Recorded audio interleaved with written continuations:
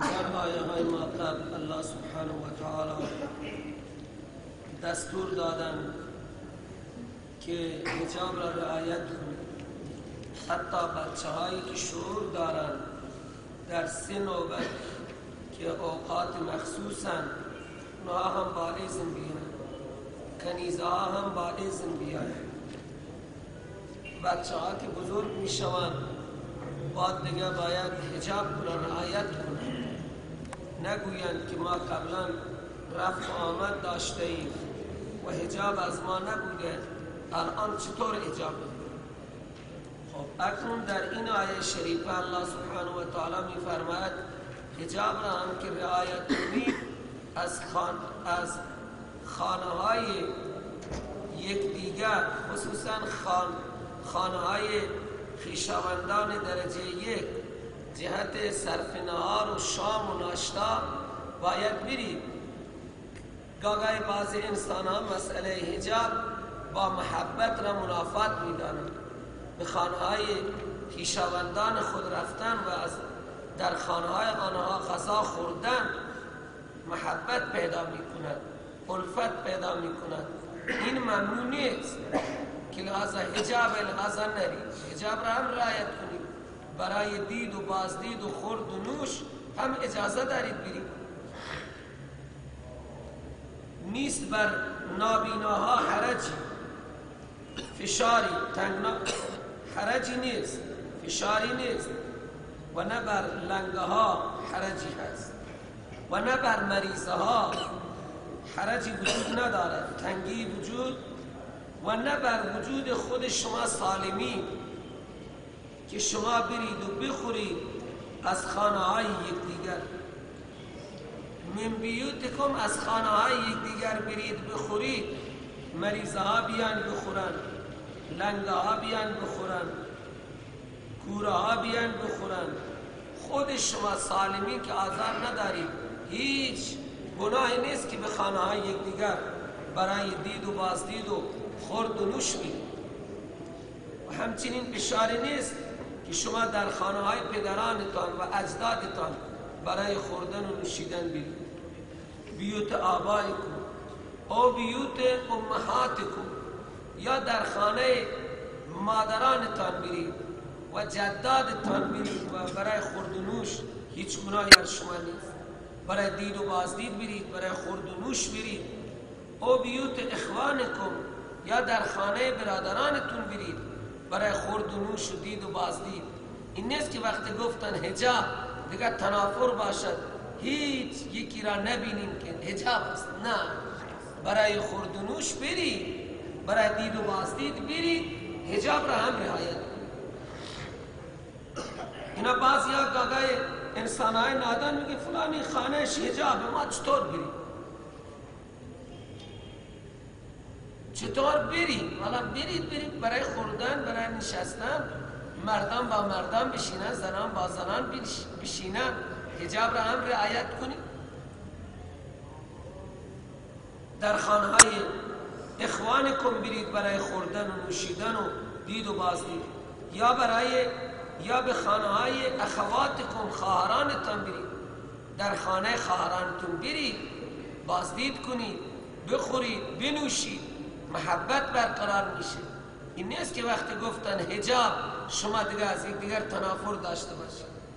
او بیوت اعمامکم، یا به خانه های عموهای خودتان برید. این رشته‌داران درجه یک را یکی الله تعالی نام میبره. به خانه عموهایتون برید، به خانه عمهایتون برید. بیوت عماتکم، به خانه های عمهایتون برید. خواهر پدر را عمه میگن، در زبان بلوچی ما هر دو تا را یکی میگن، ترو میگن. او بیوت اخوالکم، به خانه های خالوهایتون برید، برای خوردن برید، برای نوشیدن برید، برای دید و بازدید برید. احوال پرسی کنید. وقتی که دستور حجاب را دادن نکنید که یک تنافری برقرار بشه. حجاب سر جایش باشد، برای دید و بازدید و خوردن و نوشیدن حتما برید. حالا الله تعالی اینجا مسئله خوردن را مطرح کرده. وقتی خویشاوند به خانه‌های دیگر برن بخورن بنوشن محبت برقرار میشه و اگر نرن نخورن ننوشن تنافر برقرار میشه. این طبیعت انسان است. یک زمانی دو تا خویشاوند با هم رنجیدگی خاطر داشتن، جزئی خاطر دنیا، در یک به اصطلاح سفری یک خویشاوند ماشاءالله محبت کرد، دوستان خود را ضیافت کرد، توی مسیر راه کبابی و پپسی و چیزی را تدارک دید، با من سرکشی کرد که من نمیخورم. من گفتم نه نه نه نه، اگر نخوری همه ما ناراحت میشه.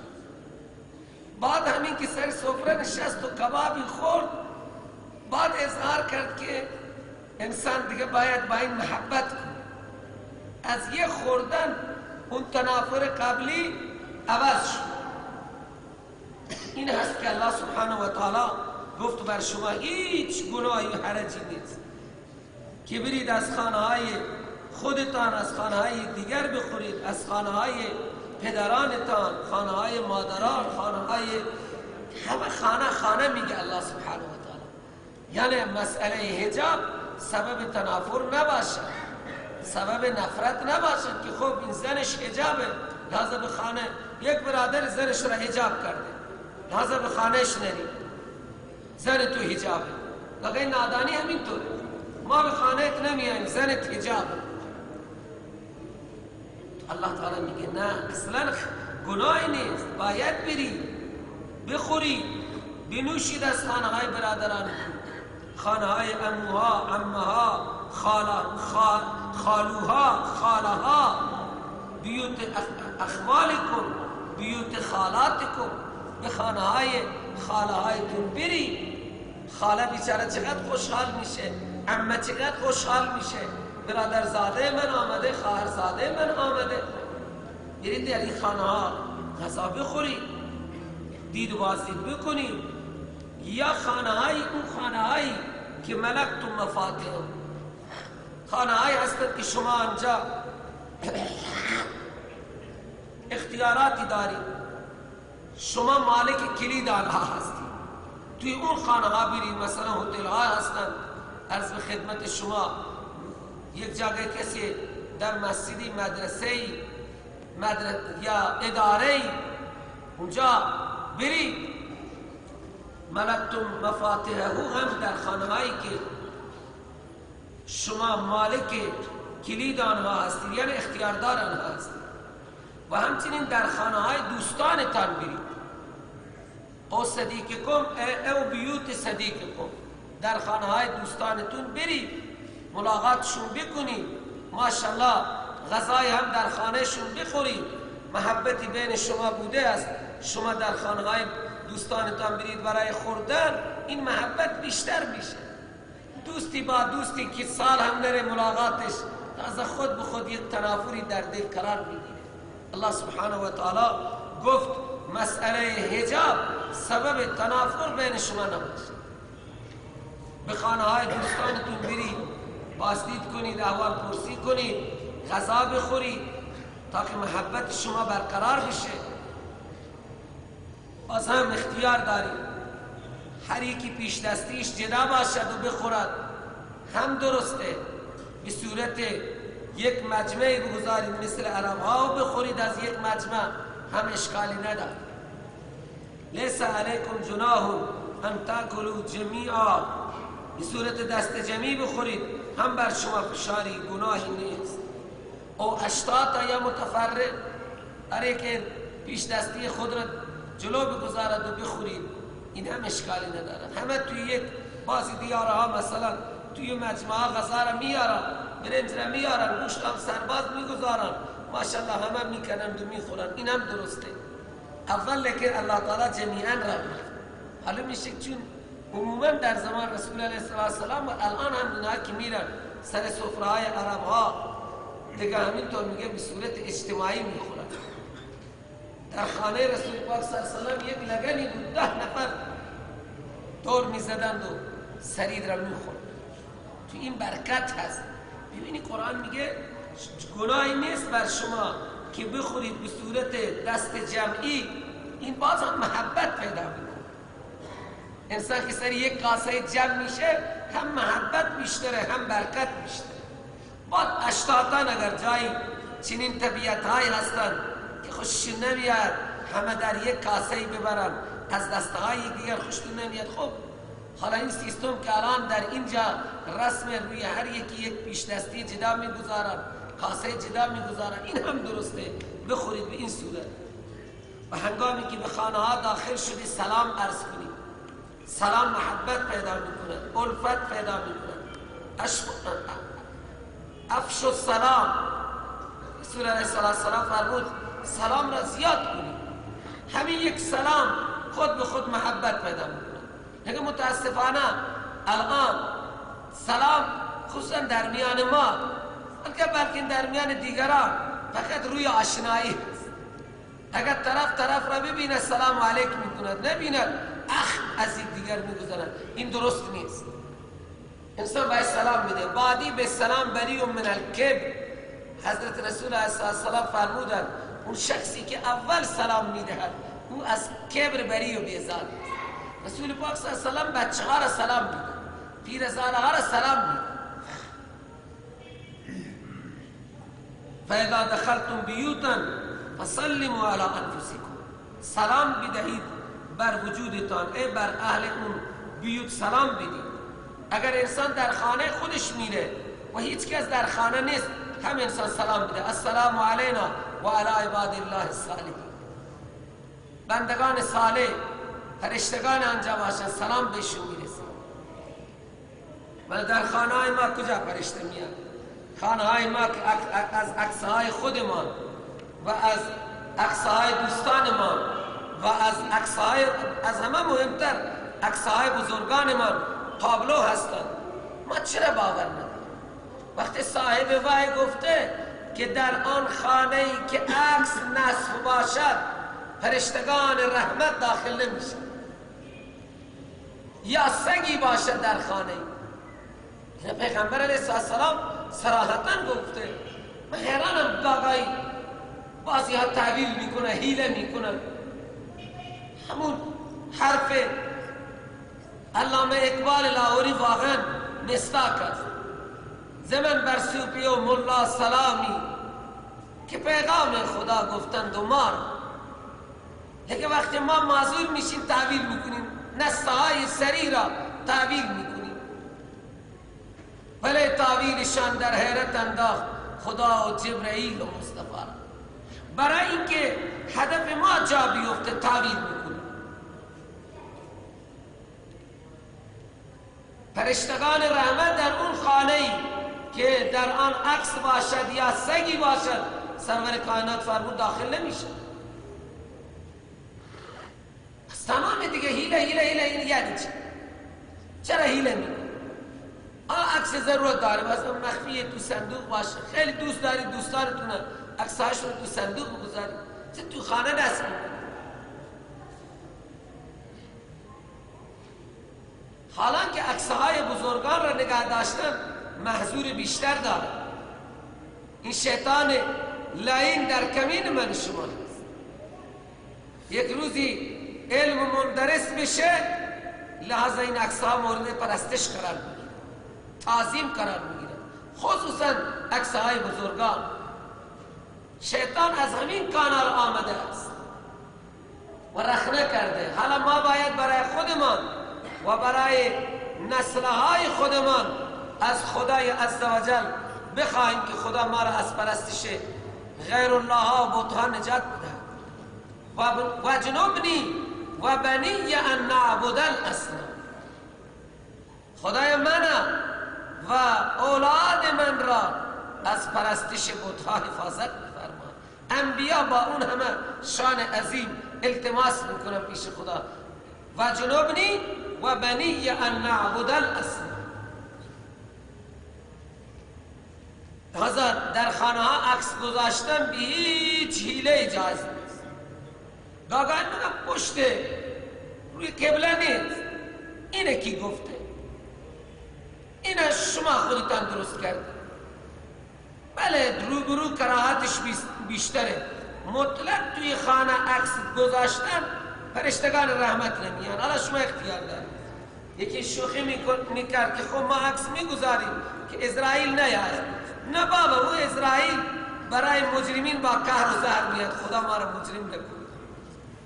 با چنان خشم میآید و با چنان گرزه های خطرناک میاد، یضربون وجوههم و ادبارهم، چنان گرزه ها بر چهره های مجرمین اسرائیل میزنه با ماموران دیگری که در اختیار دارد و بر دورها و با قهر و زر میگن یا روح خبیث اخرج من جسد خبیث. این هم نگوی که اسرائیل یا دیگه کسی نمیاد، اونا دیگه با قهر و زهر میگن. در فرشتگان رحمت در خانه ها نمیاد.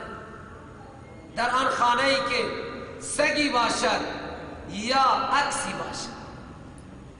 امروز همه امریکایی ها با سگ میخوابند. حتما دیگه کنار آنها رخت خواب سگ هم میاندازند دیگه.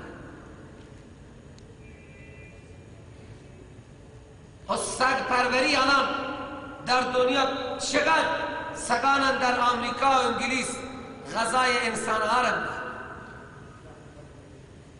واقعا میگن سگان مسکه و کرا و سرشیر میخورند و شیر مردان گرسنه خواب.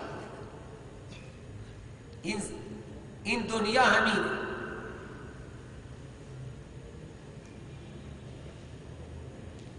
فاذا دخلتم بیوتا فسلموا علی انفسکم، سلام بدید. گاگای خانم نشسته، بچه ها نشسته، آقا میاد سلام نمیده. خصوصا ما اینطوری، دیگران سلام شناخته های خود را سلام عرض میکنن. بهترین اسلوب سلام السلام علیکم، السلام علیکم تحیت من عند الله. این یک تحفه است از جانب الله سبحانه و تعالی. مبارکتا طیبتا، پر از برکت است این سلام شما. همه خیر است، همه برکت است. مبارکتا طیبتا. سبحان الله. وقتی انسان سلام میده حتی خود همون خانم هم خوشحال میشه که حضرت در حال اخم نآمد، غضبناک نبود، خوشحال بود، سلام داد. و سلام دعای خیر هست. سلام بر شما از تمام آفات. الله تعالی به همه ما توفیق میده. اگر فراموش کردی قانون میکنی. زنان سلام بدن، بچه ها سلام بدن. چقدر قرآن عظیم و شان توصیه میفرماد. خدای توفیق عمل عنایت کنه. وقتی داخل شدید در خانه‌تون فسلموا علی انفسکم، بر خودتان سلام بدید. این سلام مال شما است. بچه های شما مال شما، زن شما مال شما، دوست شما مال شما، مال خود شما است. خود شما هستید. اول الله تعالی میگه این یک تهیه است، یک تحفه است، یک حیاتی هست از نزد الله. مبارکتا طیبتا، پر از خیر هست، پر از برکت.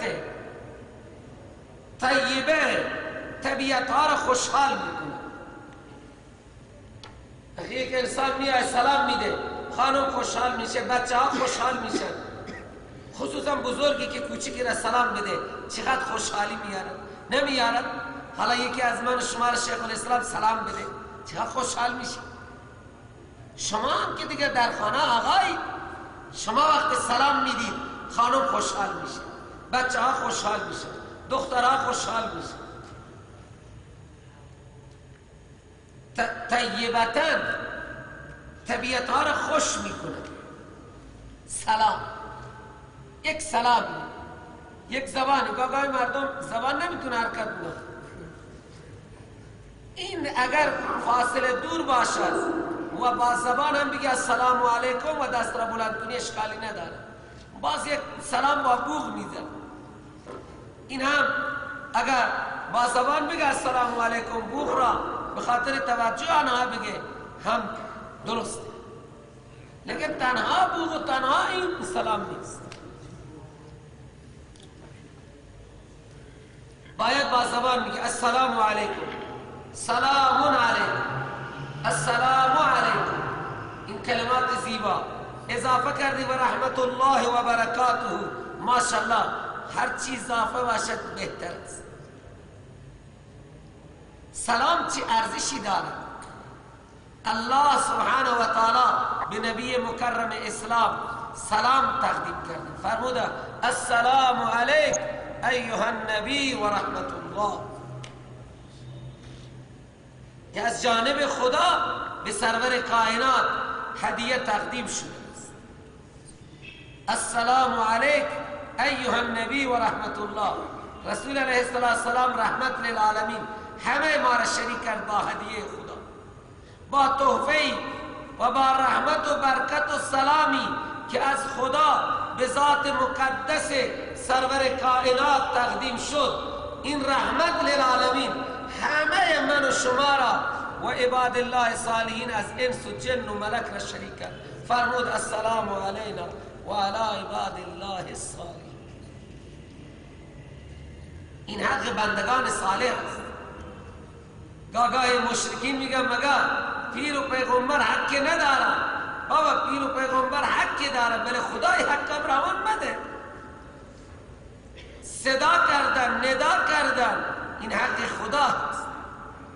حق انبیاء، حق اولیاء، حق صالحی همینه که ما در نماز اداش میکنیم. نمیگید السلام علینا، اون سلامی که ربا به من تنها تقدیم کردی بر من و بر امتان من باشد و علی عباد الله الصالحین، و بر تمام بندگان صالح الله از انس و جن و ملک، از آدم گرفته تا آخرین انسان صالح در این دعای شما شریکه. چقدر کلمات جامعی اسلام و سرور کائنات به کار بود. حتی فرشتگان، حتی جنهای صالح، حتی انبیاء علیهم السلام، اولیاء الله، تمام امتها این هست. این حق انبیاء اولیاء هست. السلام علینا و علی عباد الله الصالحین.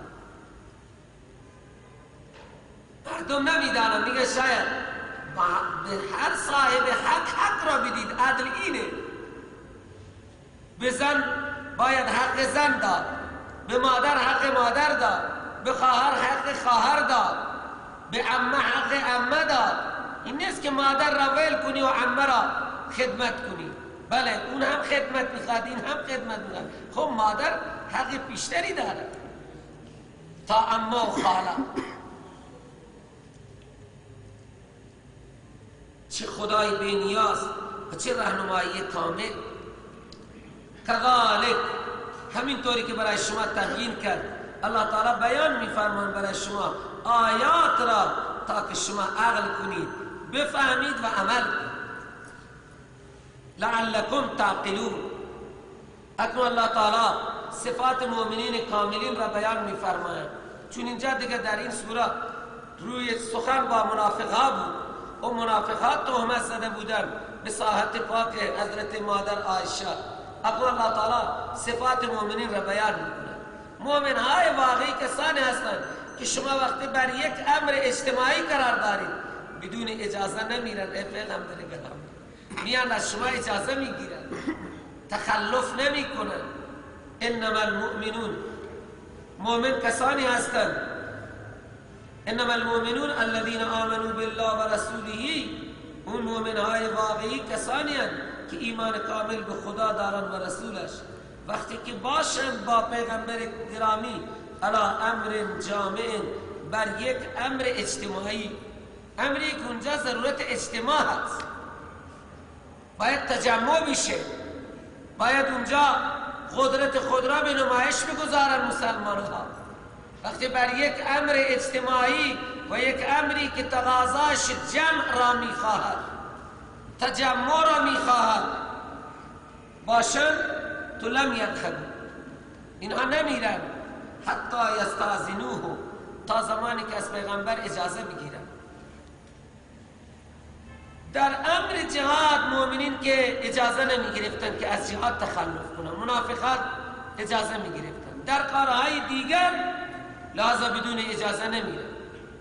حتی یستأذنوه، تا اینکه از پیغمبر گرامی اجازه بگیرن. اکنون الله سبحانه و تعالی میفرماید ان الذين یستأذنونک، اون کسانی که از شما میان اجازه میگیرن،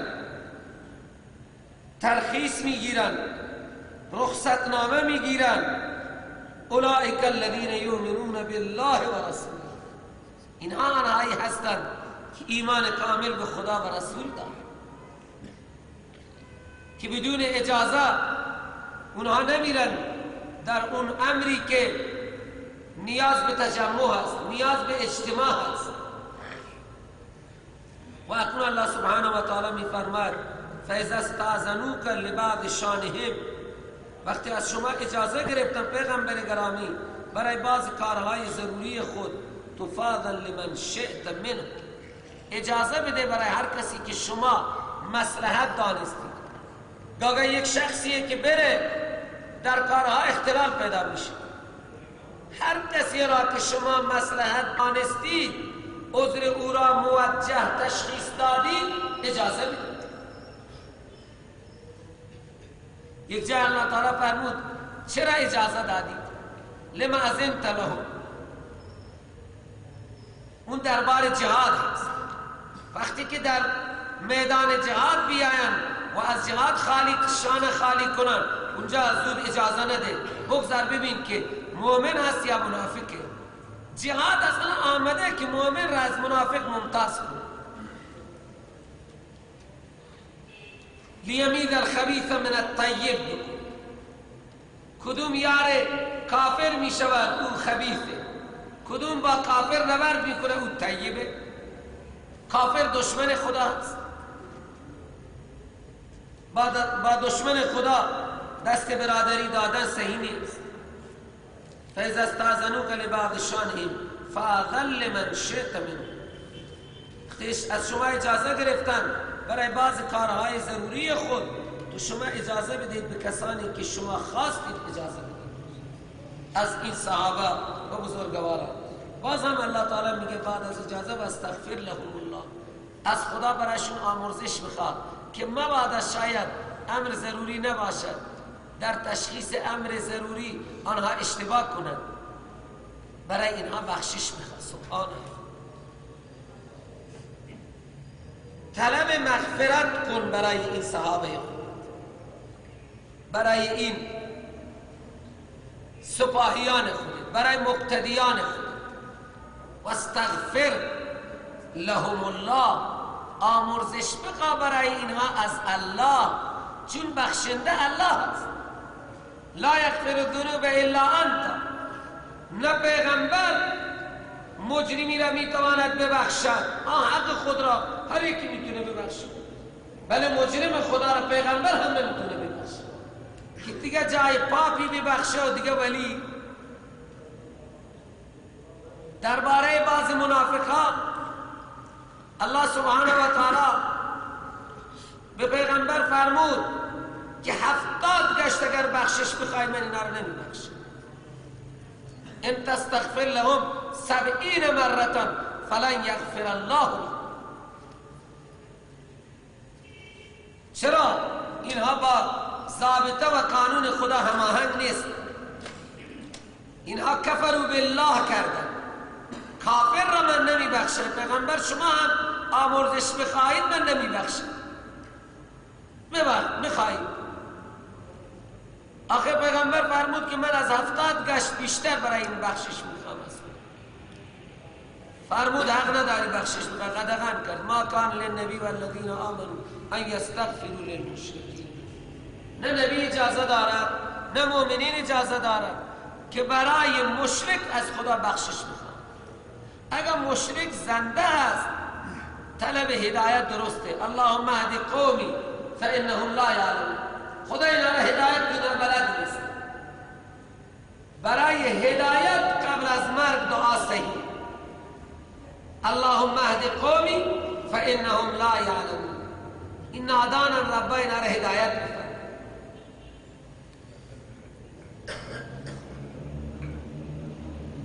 خدا قانونی داره، اینه بدانی که الله تعالی قاعده و قانون و ضابطه خود را برای هیچ کسی تغییر نمیده. لن تجد لسنت الله تبدیلا ولن تجد لسنت الله تحویلا. هر چی بشه قانون خدا قانونه.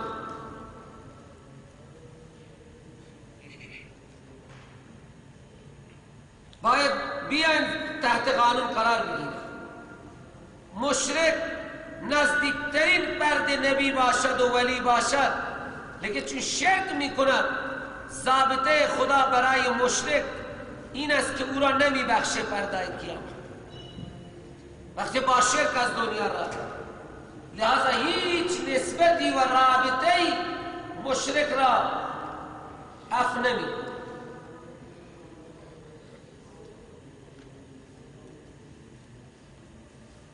ان الذين يستاذنونك اولئك الذين يؤمنون بالله ورسوله فاذا استاذنوك لبعض شان فاذن لمن شئت منهم واستغفر لهم الله. باز هم برای اینها از خدا بخشش بخواه که مبادا عذرشون در حد اجازه نباشه. ان الله غفور رحیم. الله تعالی بخشنده و مهربان است. اگر کسی عذرش موجه نباشد او توبه کند، بخشش بخواد، معذرت خواهی کند، خدا می بخشد، چون مهربان جنت هم میبره. این فقط الله است و بس که هر مجرمی را بخشد انعام میده. دیگه هیچ کسی مجرم خود را نبخشیده و کرایه هم نداد. الله است.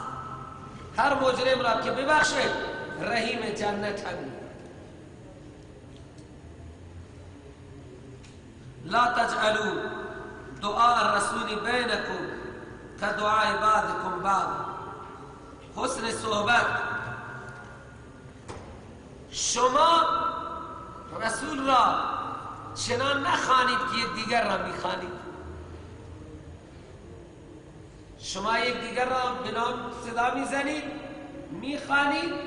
این حق را ندارید که پیغمبر را به این طرز بخوانید.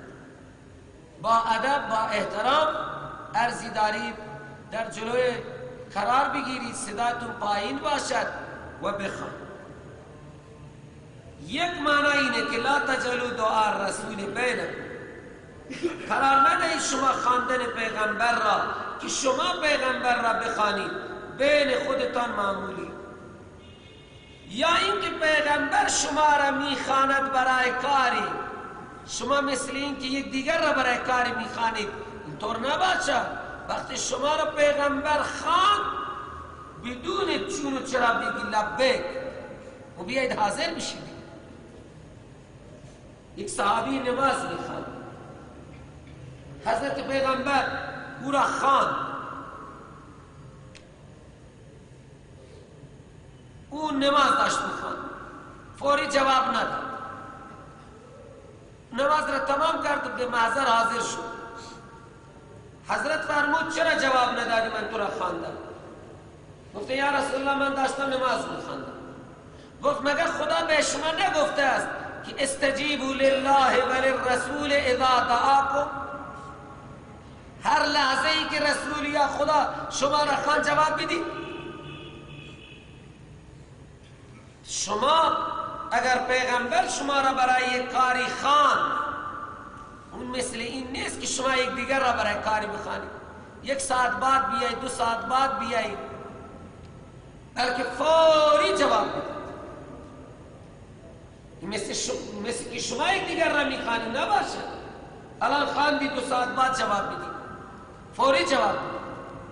یا اینکه شما پیغمبر را میخواهید متوجه عرضتان بکنید، اونجا هم مثل دیگران معمولی نخوانید. پیغمبر در راه میره، شما صدا بزنید یا محمد یا رسول الله.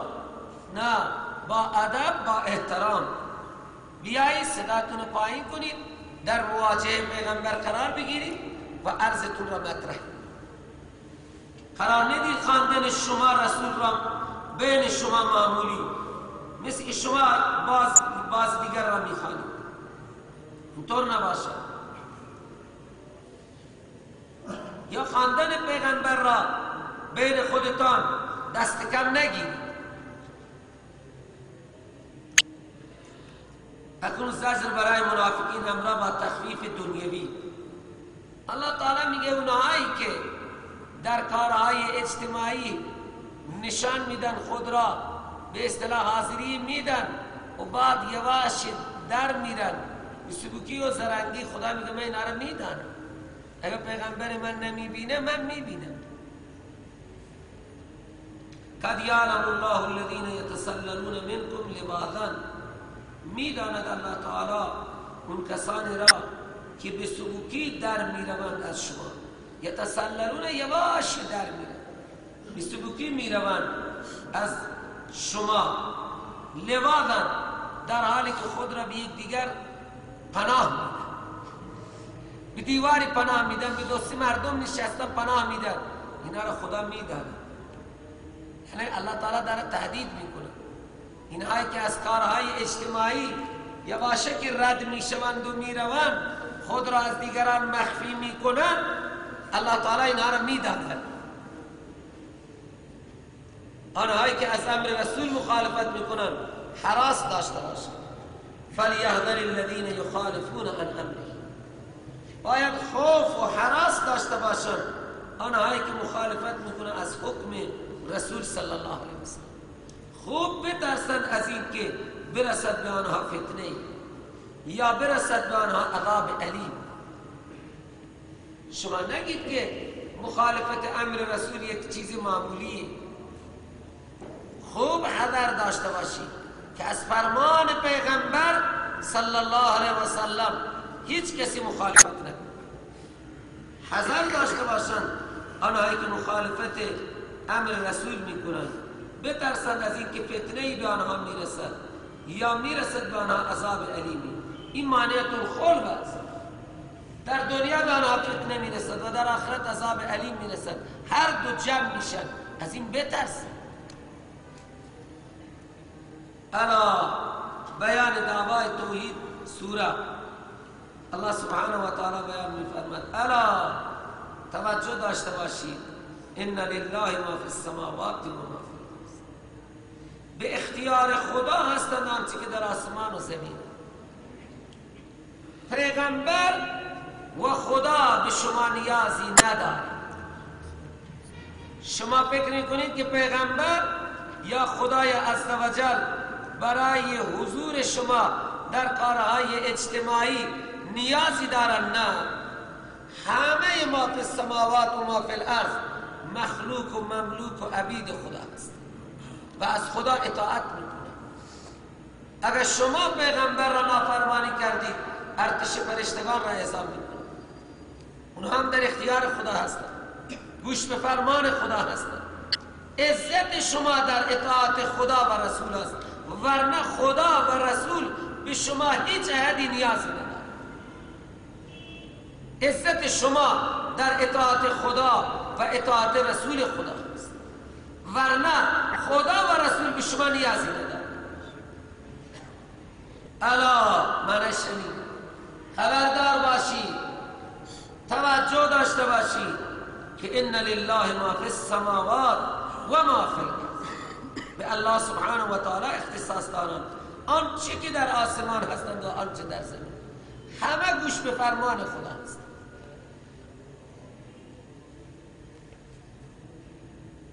و یوم یرجعون الیه، و روزی که این همه ما فی السماوات ها قد یعلم ما انتم علیه. این مسئله دوم میداند الله تعالی، این قد برای تحقیق، یقینا میداند الله تعالی آن ایمان و اعمال صالحی را که شما بر آن ایمان و اعمال صالح هست. شما چه عملهایی را انجام میدید، شما چه حالتی دارید، الله تعالی آگاه هست و میبیند. شما را هم میبیند، من هم میبیند، اونها را که توی خیابان و کوچه هست هم میبیند. عجیبه واقعا، یک مراقب بسیار شدید که یک لحظه از ما غافل نمی شود، او بر ما نظارت دارد، مراقبت دارد و ما چه کارهایی کنیم. الله تعالی به حال ما. قد یعلم ما انتم علیه، اون ایمان و اعمال صالح یا سیئاتی که شما بر آن هستید الله تعالی کاملا میده. و یوم یرجعون الیه، و روزی که ارجاع داده می شوند اولین و آخرین به طرف خدای عزوجل، انس و جن و ملک و دیگه همه مخلوقات به بارگاه خدا ارجاع داده می شوند.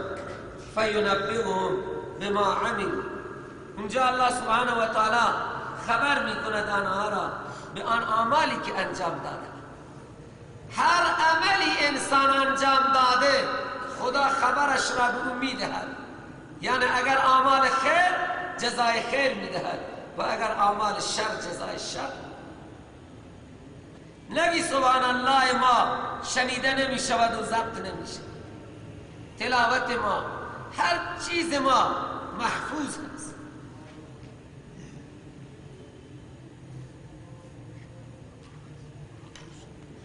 والله بكل شيء علیم. خصوصیت شما نیست، هر چیز را الله تعالی می‌داند، از نظر قدرت کم بودی ندارد. لله ما فی السماوات و ما فی الارض، ملکن خلقن عبیدن از آن خدا هستند و کمال علمی خدا سر جا هست. پس از در خدا چه کمی دیدید که در بدرید و آستان به آستان؟ در علم خدا کمی هست، در قدرت خدا کمی هست که شما این خالق توانا و دانا را رها کردی. سبحان الله، کمالات علمی خدا، کمالات قدرتی خدا، علم کامل، قدرت کامل، ما فی السماوات و ما فی الارض، همه مملوک خدا هستند و همه عبید خدا هستند و همه در اختیار خدا هستند. مفسرین میگن خلقن، ملکن، ملکن، عبیدن به خدا اختصاص دارد.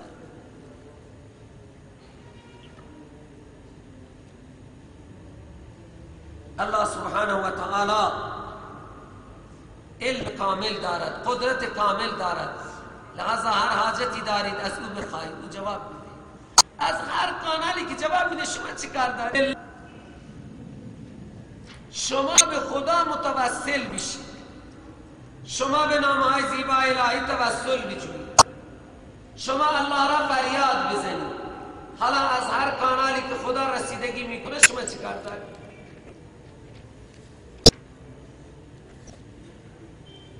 الله سبحانه و تعالی با فضل و احسان خودش از سر تقصیرات ما درگذر می‌کند. و آخر دعوانا ان الحمد لله رب العالمین.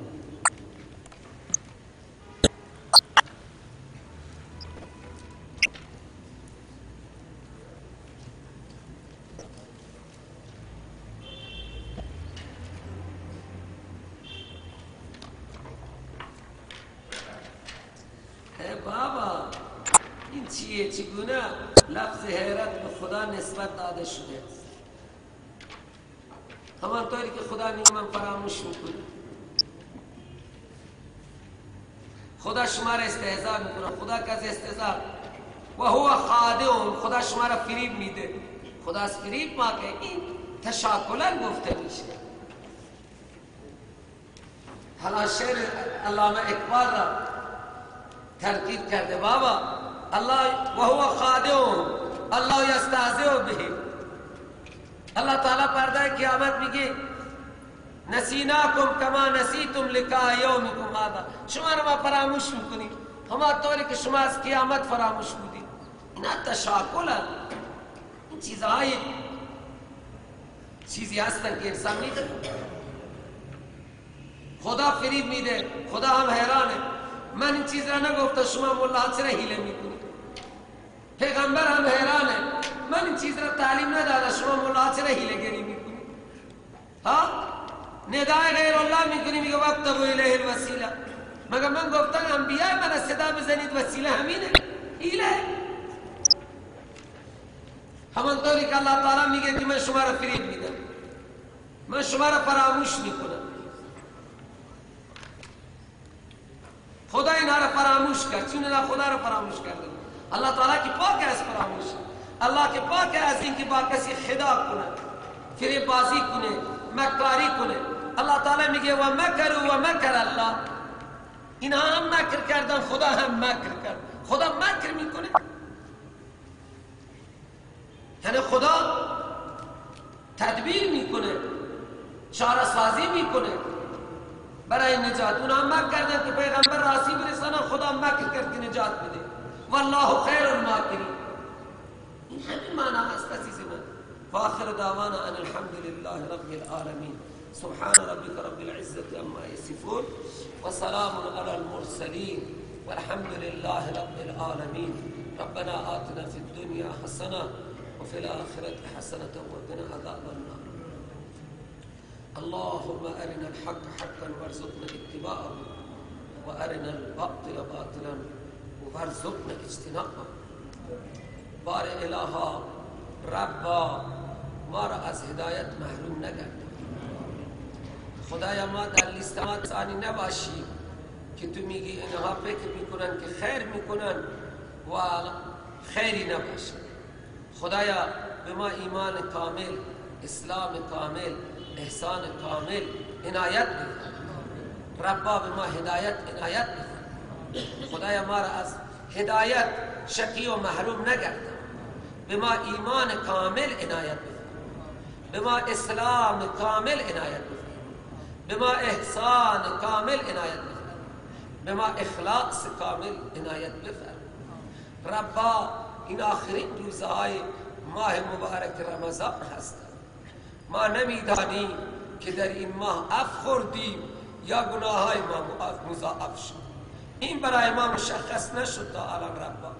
و ما نمیدانیم اگر ما توی بار گناهیم و یقینا هستیم، خدای ما را معاف بفرما، عفو بفرما یا ارحم الراحمین، یا ارحم الراحمین، یا اکرم الاکرمین، یا غفور، یا رحیم، یا حنان، یا منان، یا بدیع السماوات والارض، یا ذا الجلال والاکرام. خدایا مسلمانها گویندگان لا اله الا الله زیر چکمه های کافر متفسکیه و منکران این قرآن قرار دارد. خدایا بداد اون مسلمان های مظلوم برس. خدایا مسلمان های تحت فشار، خدای گویندگان لا اله الا الله تحت فشار را خدای برای آنها فرج بیا، برای فرج بیا. خدایا این طاغوت تک تاز دنیا را یک درس عبرت آموزی عنایت بفرما. شما لطف بفرمایید این تذکر بدهید که تو مالک دنیا نیستی، تو مالک دنیا نیستی ربا. اینها را تذکر بده. اینها مالک دنیا نیستند. اینها هیچ اختیاری در این کائنات ندارند. اینها برای نفس کشیدن به تو محتاجند. اینها برای خوردن و نوشیدن به تو محتاجند. اینها برای خوابیدن به تو محتاجند. اگر تو خواب بر اینها نیاری، اینها خواب نمیرن. همه برای تو محتاجند، لیکن اینها فکر میکنن که به تو نیازی ندارن. اینها فکر میکنن که به تو محتاج نیستن. ربا چنان تذکری بده بینا که اینها یقین کنن که اینها محتاج و درمانده هستند. خدایا کم من فئة قلیلة غلبت فئة کثیرة باذن الله. این سنت شما بوده از در دنیا. خدا این سنت را اعمال بفرما و کفر را از سر مسلمان ها دور بفرما. خدایا ملک های مسلمان ها را، سرزمین های مسلمان ها را آزاد بفرما. مسلمان ها را هدایت بفرما. خدایا همه ما را به قرآن هدایت بفرما. ما می‌دانیم ما از هدایت فاصله گرفتیم که دشمنان خود را بر سر ما اعزام کردیم. ربا ما الان توبه میکنیم، استغفار میخوانیم و از تو عفو و بخشش میخواهیم. دشمنان خود را از سر ما دور بفرما. آنهایی که اراده سود دارند به ما، خدایا آنها را از ما دور بفرما. خدایا گناههای صغیره و کبیره ما را مورد عفو بفرما. خدایا در خواندن کلام تو در ما سستی هست، ما نمیدانیم. خدایا ما سست و کاهلی. خدایا ما عاجزی، قدر این کلام از ما ادا نمی شود، این گناه های بزرگ ما را معاف بفرما. خدای فهم صحیح کلامت را به ما عنایت بفرما و توفیق عمل عنایت بفرما. سبحان ربك رب العزة عما يصفون، سلام على المرسلين، آمين برحمتك.